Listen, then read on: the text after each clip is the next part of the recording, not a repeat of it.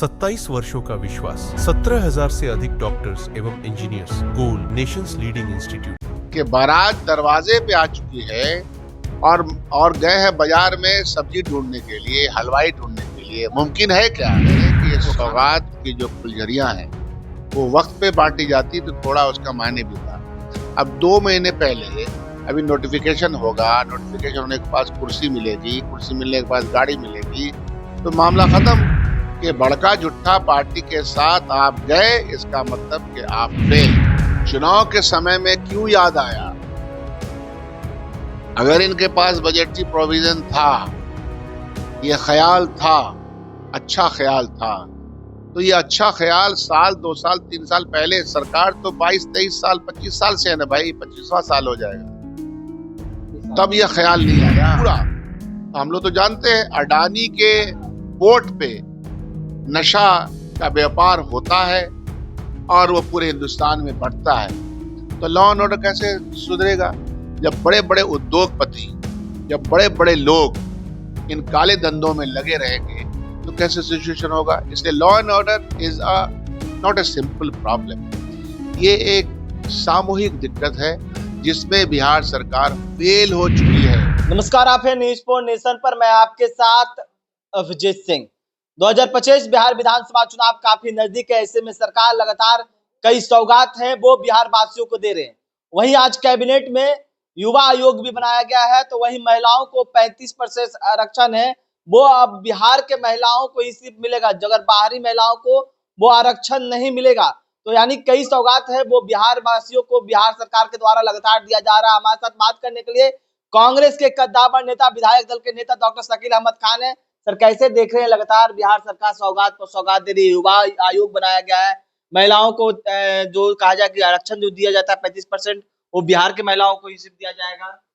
हम लोग के बिहार में एक कहावत है, भोज के वक्त में कदुआ रोपेंगे।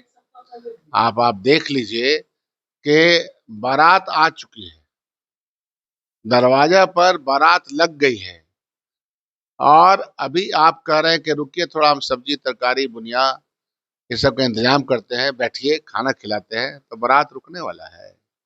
अगर आप वाकई में सीरियस थे, मौजूदा बिहार की सरकार, बड़का झुट्टा के पार्टी के साथ सरकार बनाने वाली जदयू की सरकार अगर वाकई में सीरियस थी तो शुरुआत में दे देना चाहिए ताकि लोगों को इसका लाभ मिल जाए। शिक्षकों की बहाली बड़े पैमाने पे हुई, डोमिसाइल नीति का कोई लाभ नहीं मिला। बहुत सारे जगहों पे आरक्षण नीतियों को तो कमजोर कर दिया गया है, आउटसोर्सिंग से काम चलाया जा रहा है। तो बिहार में हो क्या रहा है? तो इसीलिए हम कह रहे हैं कि ये सौगात की जो फुलझड़ियां हैं वो वक्त पे बांटी जाती तो थोड़ा उसका मायने भी था। अब 2 महीने पहले अभी नोटिफिकेशन होगा, नोटिफिकेशन होने के पास कुर्सी मिलेगी, कुर्सी मिलने के बाद गाड़ी मिलेगी, तो मामला खत्म। तो इन फुलझड़ियों से उनके घर तो चिरागा हो नहीं पाएंगे जिनको आप बना रहे हैं या जिनको आप देने का एक घोषणा कर रहे हैं। घोषणा मात्र से चीजें तो होती नहीं। 5-5 साल पहले की कैबिनेट की घोषणाओं का अभी क्या हुआ है? ये तो 2 महीने पहले की कैबिनेट की घोषणा है। 5 साल पहले कैबिनेट ने बहुत सारी स्कीम पास किया, उसका क्या हुआ? जमीन पे धरती पे क्या आलम हुआ है?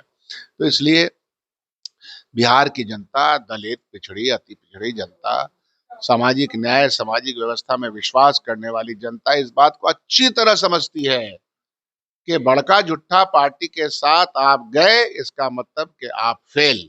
जिस तरह से कैबिनेट के प्रस्ताव में लगातार इस तरह के तोहफे दिए जा रहे हैं, तो लग रहा है चुनावी साल में फायदा होगा उन लोगों को, एनडीए सरकार को। क्या सरकार को फिर से फायदा होगा? मैं तो फिर वही कह रहा हूँ कि बारात दरवाजे पे आ चुकी है और गए हैं बाजार में सब्जी ढूंढने के लिए, हलवाई ढूंढने के लिए। मुमकिन है क्या? वो खाना बन चुका। बिहार की जनता से पहचान पाएगी बिहार की जनता? ये छल है। ये बिहार की जनता के साथ या जिस व्यक्ति को आप कुछ बना रहे हैं, आयोग के नाम पर कुछ सदस्य बना रहे हैं, उसके साथ छल है ये। और छल और परपंच से बहुत दिन तक चल नहीं सकती, खुशबू आ नहीं सकती कागज के फूलों से।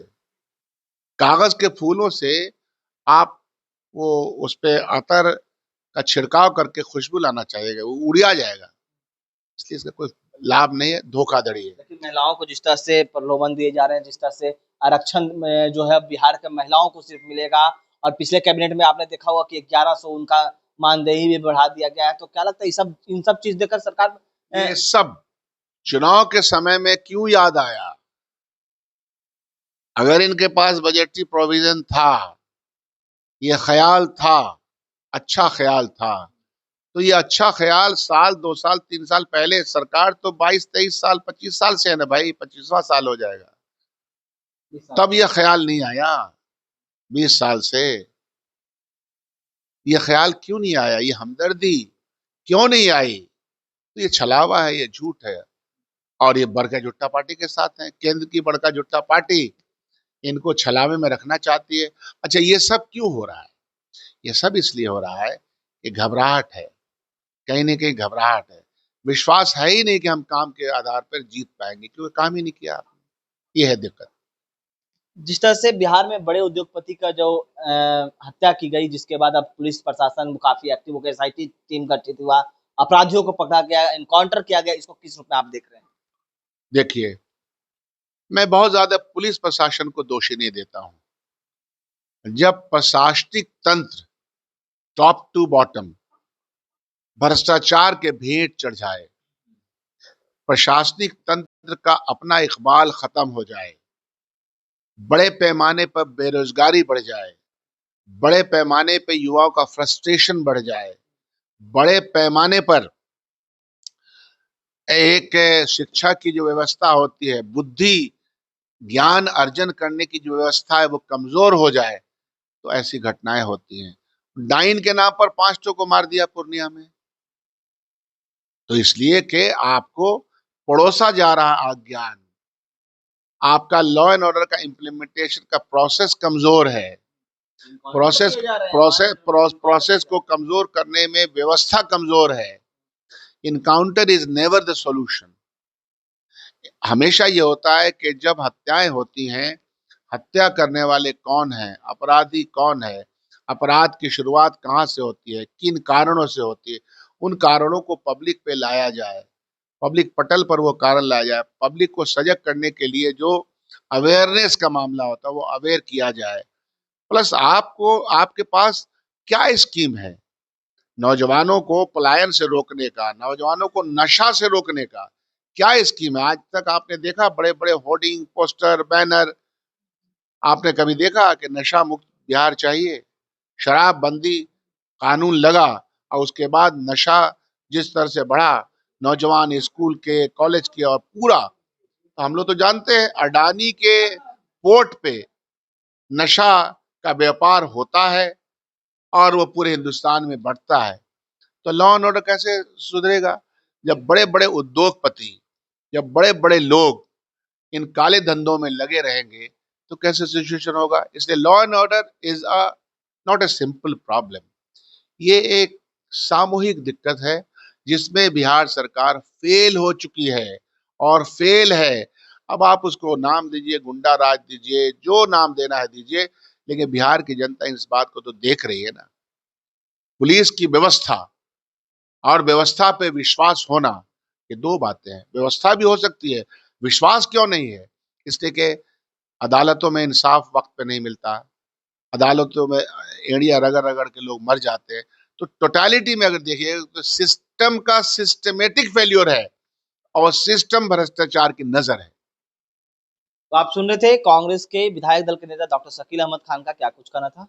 इस तमाम खबरों में न्यूज़ पर